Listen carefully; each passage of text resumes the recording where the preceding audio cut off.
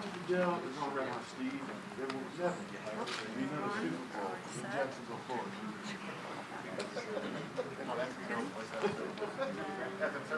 Well, you know, we had it just because they renovated the stadium. Right.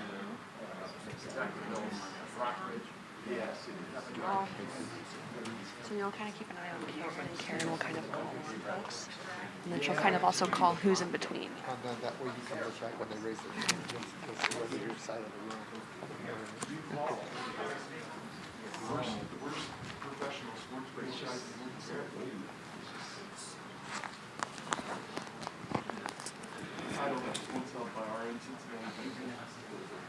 And our in one of the Blue Jackets.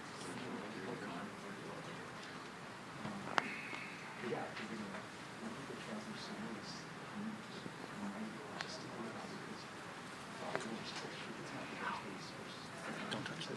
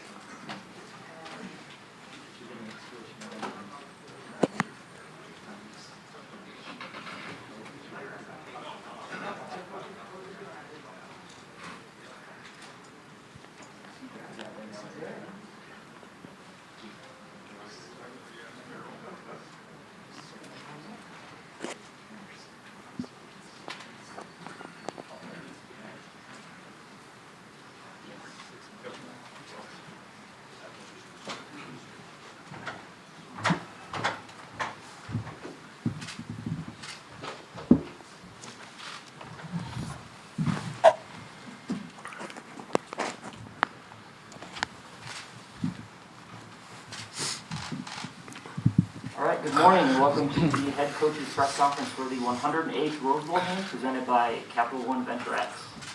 The format for today's press conference, we will start with a statement from each head coach and then go to questions. If you have a question, raise your hand. We have mic runners that will bring a mic to you. They will be disinfecting the mics between questions. Please state your name and affiliation before you ask your question. At the end of the press conference, we will have a photo op with both coaches and the trophy. They will stand up there. And we will start with a opportunity for the cameras in the back to get the shot. So we ask everyone to sit down in front. And then we will have an opportunity for the photographers in front. Also, if you could, in your stories today, please recommend that fans arrive early. We're expecting long lines at the gates this year due to the vaccination or negative test protocols. So with that, we're going to go ahead and get started. We will start with Coach Day, just with an opening statement.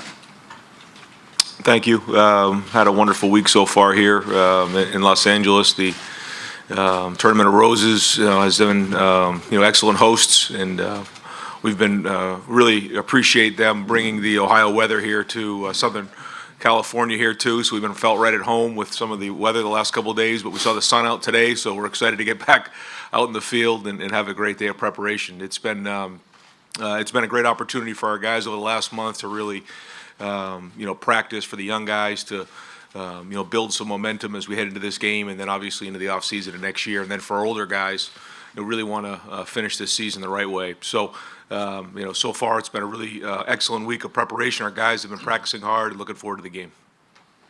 Yeah, to echo what Coach Day said, we're elated to be here. Rose Bowl committee has done a terrific job. Obviously, they've been doing this a long time, and it's been a great week. Our kids have really enjoyed it. We've been working a long time to get here. We got in the league 11 years ago in the Pac-12 into Power 5 football, and it's been a long, hard journey, but our guys got it done this year, and this is what we've been shooting for, like I said, for a lot of years. And so we're excited about the opportunity to play Ohio State. Great football team, great program, steeped in tradition. Just one of the top programs in the country year after year. And so our guys are excited, and hopefully we get a great game on Saturday. All right, we're going to go to questions here. We'll start down here on the left. That's questions for Coach Day. This is Austin Ward from Letterman Row. Ryan, when you look at the injuries and opt-outs and everything else with your roster right now, Is the size, are you comfortable with that going into a game tomorrow? Yeah, I think certainly we've had our adversity over the last month, but what a great opportunity for some of our younger guys to come in and start this thing off the right way. Certainly at receiver, that's going to be a great opportunity for them. And we've talked about it before. There's a good portion of this team that'll be coming back next year. So what a great opportunity for them to play in this game, and certainly against a very, very good team in Utah. I mean, the way that they played down the stretch and how they've played together and playing complementary football, and certainly a tremendous amount of respect for Coach Whittingham and what he's done with not only in his career, but certainly this year with this team and all the things that they've been through. So it's a big challenge for our guys, and what a great opportunity for them at the end of the year. Really two things: for the younger guys to build momentum, but for the older guys to end this thing the right way. And but no, to answer your question, we feel like we got plenty. All right, we're gonna stay here on the left side. Ryan Roballer, Columbus Dispatch. After 5 weeks of listening to what happened at Michigan and the finesse versus force, that whole idea, do you sense there's a chip on the shoulder of your team? And in 5 weeks, is that enough time to improve on the things that maybe happened in that game? We'll find out. I mean, that's obviously, it doesn't take an expert to figure out what we need to do, really focus on here over the last month. And I think that the practices have been really good. They've been spirited. They've been physical. There's been a lot of progress made, but the ultimate test will be on Saturday. All right, there's a question in the back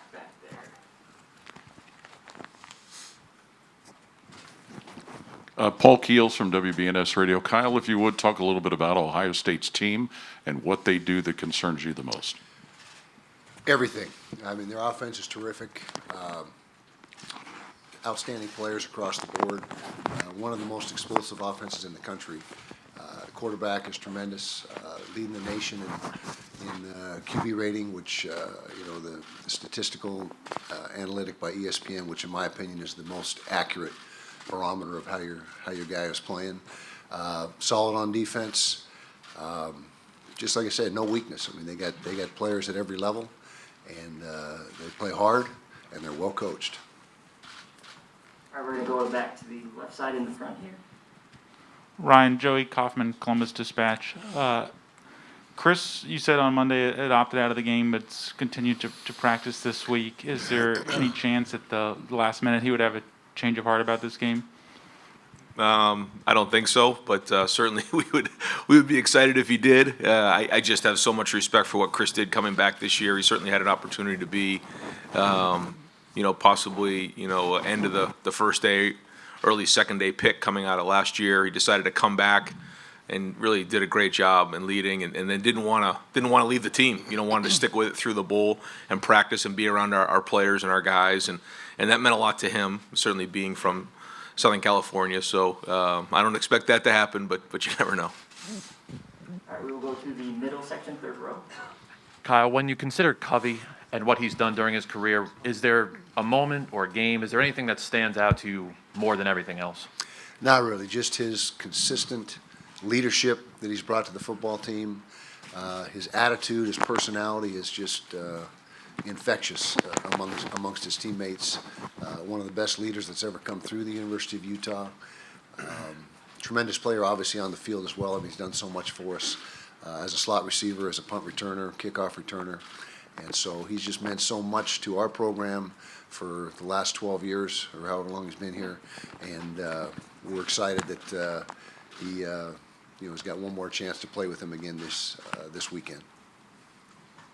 All right, second row on the left. Ryan, Bill Rabinowitz, Columbus Dispatch. There were several guys who didn't practice. I know the availability report's coming out, but could you give any kind of update on Seven Banks, Antoine Jackson, Marcus Williamson, Cody Simon, anyone else that might be missing? Yeah, there's a few guys in there that are sort of game time decisions. And instead of getting into all of those guys, I'll just we'll handle it with the availability report. And some of those guys will be game time decisions, as it comes through towards the end of the week and closer to the game.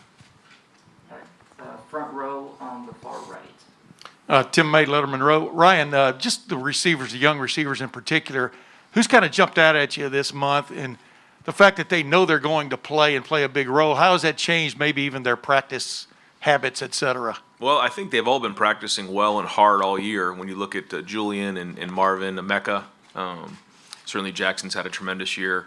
but those guys in particular, I think I talked to Marvin about it the other day. When you think about Chris's freshman year, nothing really happened until that last game against the team up north, and he had 2 touchdowns and blocked punt, and all of a sudden his career took off. And so, and I mentioned to both of those guys that's kind of happened that way. And the receiver position, you think about Garrett Wilson, same thing. His freshman year, he kind of popped it in that last game, and then went on and played pretty well in the Clemson game. So they've really worked hard this year. I think they're both very mature. But Julian Fleming also now has an opportunity. He's played some before, and they've practiced well. What we see in practice is not what everybody else sees. So they were behind 2 very, very good receivers, and so now it's time for them to step up and play.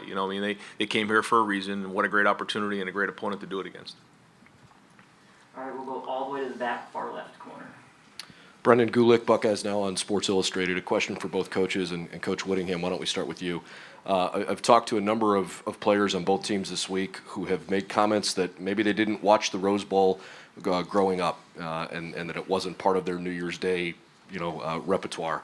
I'm curious how you guys have gone about, teaching the history of this game to your team and getting them to understand just how important and historic an opportunity to play in the Rose Bowl is. Yeah, well, just from our perspective, I think our guys, most of them get it and understand the history of this game and being the granddaddy of them all and all that goes with it. I grew up down here first 14 years of my life, so I was certainly been aware of the Rose Bowl and its importance since day one. But we've had conversation about the tradition and what it means to be in this game and how long this game's been around and the whole 9 yards. And so I feel like our guys are pretty well versed and up to speed on the magnitude of the football game. We have a certain a percentage of our team that played in this game 3 years ago, so they know, and they talk to their teammates and they understand it. And I think the thing that's more significant is that there's 2 years of guys who haven't really been through a bowl experience before on our team just because of last year and the way things played out. So going through this process has been great for them, and they've really enjoyed their time here, and they understand how big of a game this is. We have a question in the second row on the right. Hey, Josh Brown, KSL.com. Kyle, you talked about this has been a long road for you to be able to get here. Was there a turning point maybe this year or any other years that you could say that kind of allowed you to feel like this was actually a possibility? No, I don't think there's any one particular turning point. It's just been a steady improvement in recruiting, and that's what college football is all about. It's all about recruiting and personnel. And when we got in the league, we had some deficiencies, particularly on the perimeter in the skill positions. We weren't quite as athletic and fast as the other teams. We felt like we matched up at the line of scrimmage. That's been since day one. But it's taken us some time to steadily improve that roster year after year. We got to the Pac-12 championship game 3 of the last 4 years, finally got over that hump this year and was able to break into the Rose Bowl. And so, it's just been a process. It's been a steady process. There was no one moment in time that made the tables turn. We just kept at it. A great tribute and credit to our assistant coaches. They're the guys out on the front lines in recruiting, identifying the talent, and bringing the right guys to the table. And I just give them all the credit. They've done a great job of assembling this roster and finally made it. So that's where we're at. All right, in the back row in the center section. Kyle, Matt Andrews, WBNS Radio. After a 1-2 start, a couple back-to-back losses, what were some of the key turning points for your team this year? Well, first of all, the change in quarterback. It was game 3, a little past midway point in the fourth quarter. We were down big to San Diego State. Thought we needed a spark, made the change, put Cam Rising in the game, provided that spark immediately.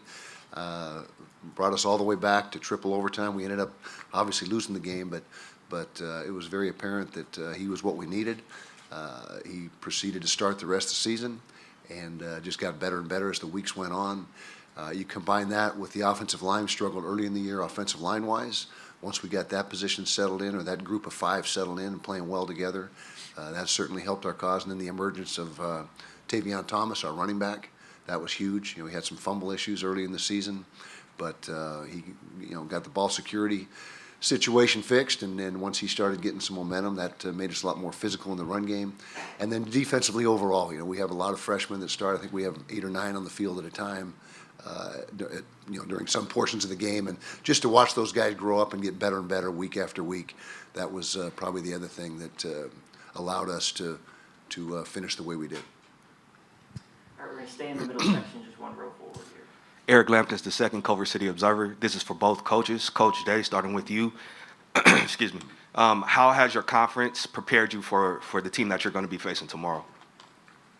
Well, in in the Big Ten, certainly the last 6 games, that last 6 games was a strong run. We had to bring it every week, and I do think that Utah is similar to some of the teams that do play in the Big Ten. They line up with several tight ends. They have different ways to attack you, but they want to run the ball, control the game, play complementary football, play excellent on defense, don't give up big plays, and so. I just think that our conference, week in and week out, you have to bring it. And so, I think that it prepares, all the teams in our conference to play well. Just looking at how things have gone the last couple of weeks, the Big Ten's played well in conference play, and I think that's just because of the high level of play in our conference. Same question for me then? Okay, well, we pride ourselves on being a physical team. That's our one of our starting points for our program is physicality and preaching it and recruiting to it. And so we feel like the Big Ten obviously is a physical conference, and so we feel like whenever we play teams from either the Pac-12 or other conferences, we do match up well at the line of scrimmage, as I mentioned earlier, and that's where it all starts. I mean, if you can match up on both sides of the line of scrimmage, you always have a chance, and we feel that that's been a strength of ours for a lot of years. All right, we'll go to the far left here from. For Coach Day, question for you. Obviously, Garrett Wilson and Chris Olave are obviously going to be absent here. What kind of coaching has been put in for Jackson Smith-Njigba just to understand that it's not going to be the same as it has been for him, and quite possibly could face some double teams, could get frustrated if he's not getting the football and have to fight through a lot of contact? Just what kind of coaching have you guys put with him to say you're going to have to go extra, work extra hard to get open, et cetera, to make plays in this game? Well, I think we've actually done just the opposite of that. He believes in his teammates and he relies on his teammates, and I think in situations like that, if you try to do too much, you can get yourself out of whack and you can get yourself frustrated. He just needs to do what he's done all year, which is play within himself and believe in the guys around him. We have a really good running game, and Trey and Mayan and the guys of Master. He's got really good, talented running back crowd there, and then obviously at receiver, you got to believe in the guys that are in your room. Certainly Ruckert and Mitch and Cade and those guys at receiver had a really good bowl practice. So he's got to believe in the guys around him, and CJ just has to take what's there. You can't just get. And that's not, we've never done that before, where you just kind of pick one receiver out and throw it. You're going to take what the defense gives you. So, Jackson's had a very good preparation to this bowl, and I expect him to play well. All right, we're going to go to the far right front row. Tim May, Letterman Row again. For both of you guys, I was wondering if you've had a relationship with Urban Meyer in your past and your coaching. What is something that still resonates with you? Maybe one thing that you still take from that relationship, one way or the other. I've got another question for Ryan Day after that. Okay, well, first of all, I had an opportunity to work for 2 years under Coach Meyer. I was his defensive coordinator, and it was kind of a weird situation. I had been at the university, 7 or 8 years. Our head coach was let go. I thought I should be the guy. Urban got the job. Turned out to be the best thing that ever happened to me as a football coach, because after 2 years with him, I realized that I wasn't ready 2 years prior, and it was a great learning experience. I would say the one thing, if you had to peg it now or pinpoint one thing, I would say his complete organization of the entire program, just on a day-to-day basis, mapping out, the entire year. Nothing was left to chance. Everything was organized meticulously, and that really is the thing that I took away, is just how he day-to-day ran the football program, just from an organizational standpoint.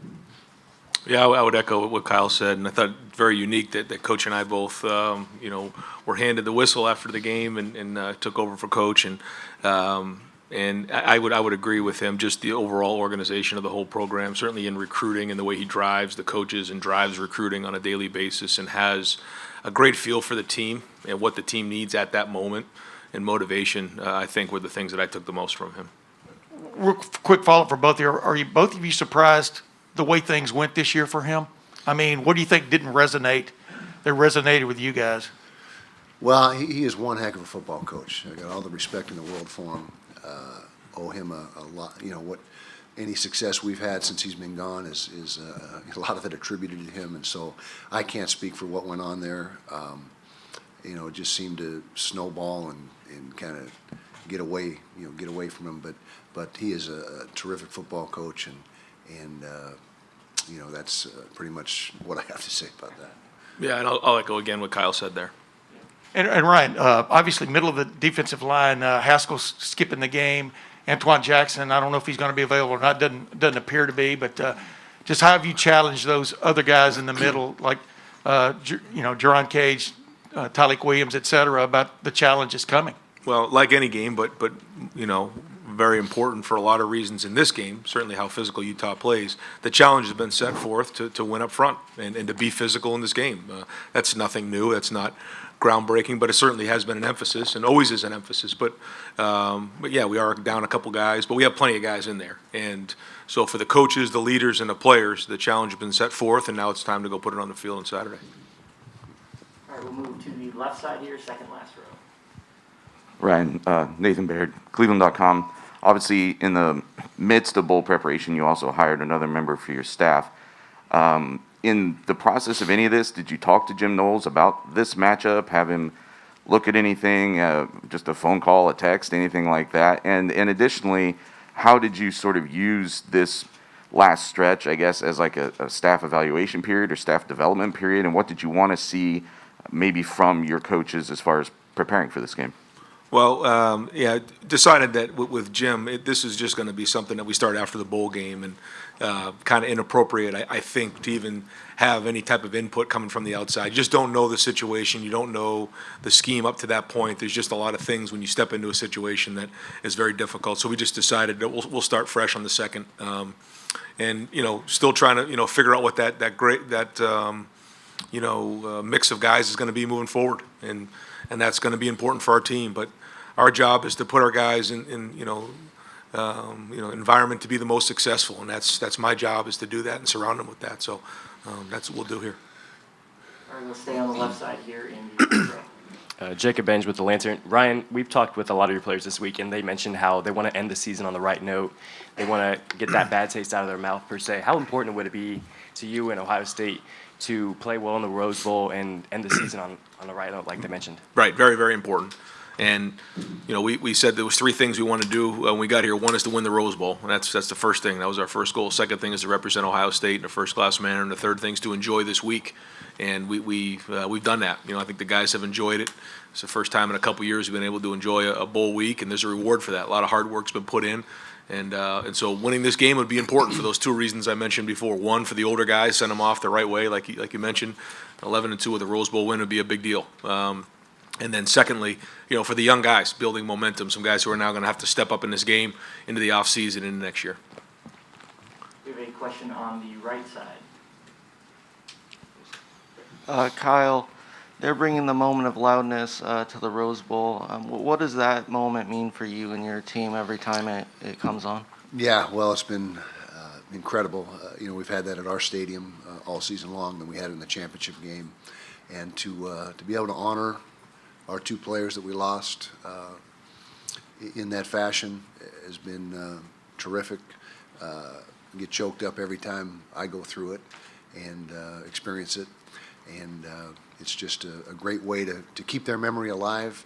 Our team is excited about it and really looks forward to it. And so I'm glad that we were able to bring that to the Rose Bowl, because I guess there was some question whether or not we were going to be able to do that, but thankful that we're able to implement that one more time, at least one more time this season. Keep it on. Up front here on the left. Yeah, Coach. Steve Hellwagon again with Bucknuts 24/7. My question, just the raw numbers here.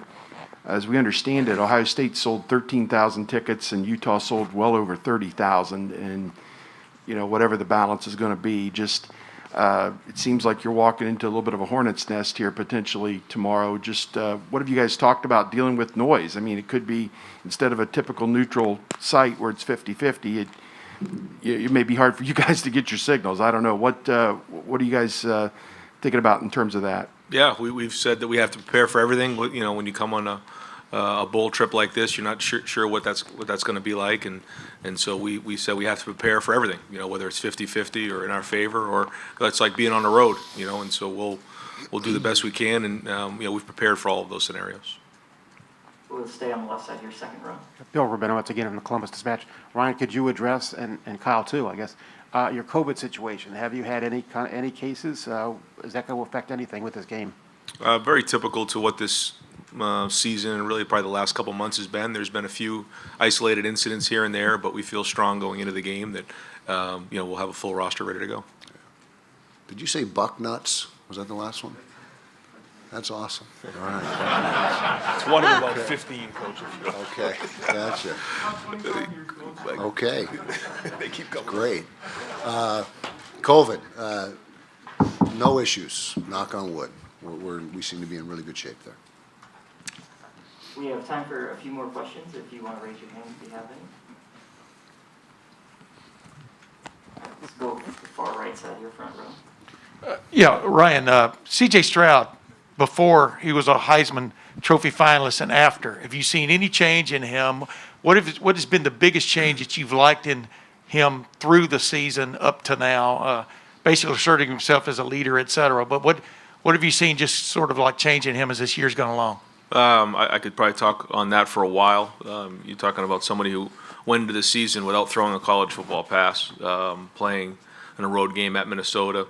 You know, everything was a first for him, and as he went along, had to deal with his first interception, first loss, first win, and then as season went on, he built and got stronger and stronger, and then certainly over the last month, you could see just even more of a maturity and a different look in his eye coming off of the last game. So it's going to be, you know, fun to see where it goes from here. But certainly, you know, I think he is in a different place than he was certainly a month ago, and obviously, you know, 3 and 4 months ago.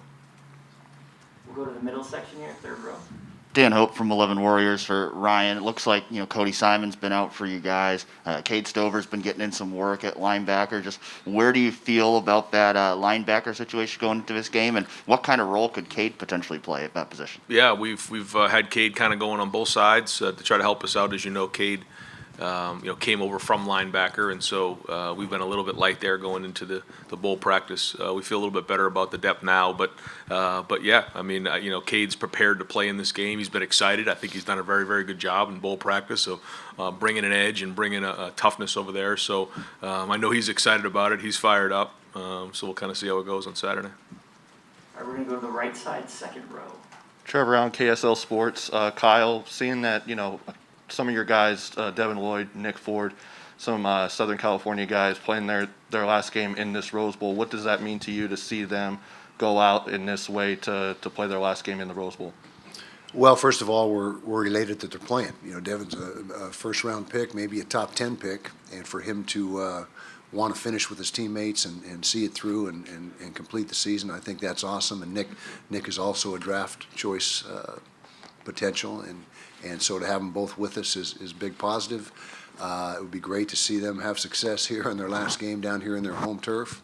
And, you know, just to echo what Coach Day's been saying, we too would like to send the seniors out the right way and the upperclassmen that are going to be leaving. We have several juniors that will be leaving us this year, and that's important. And we're doing everything working towards that end to see if we can make that happen. All righty, one last question. We're going to go to the far back left corner. Question for Coach Day. Brendan Gulick, Buckeyes Now again. Coach, you mentioned that this is a week where you've been able to enjoy the bowl experience because the last couple of years maybe you're more focused on the fact that it was a playoff game. How have you been able to kind of manage your time this week, balancing the celebration that this week is with recognizing that this could also be the first step toward what you're hoping to accomplish next year? Well, I think even more importantly, just last year not having the week to be at the site I think is significant. But I think that's why you work so hard back home. You put the game plan in, and that's the way we do it. We'll go through the whole game plan back in Columbus, so that when we get here, it's like repainting the bridge, so that we can enjoy and smell the roses, for lack of a better term, and enjoy where we're at in the bowl site. And for a lot of our guys, they have not been here to Los Angeles. They haven't been to Southern California.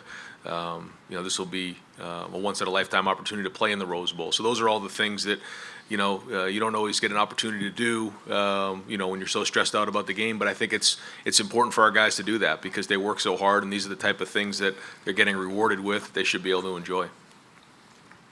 All right, well, thank you, coaches. If we could have you stand on either side of the trophy there for the photo opportunity. We're going to ask everybody to please stay down in the front, so that the cameras in the back can get their shot first. Yeah.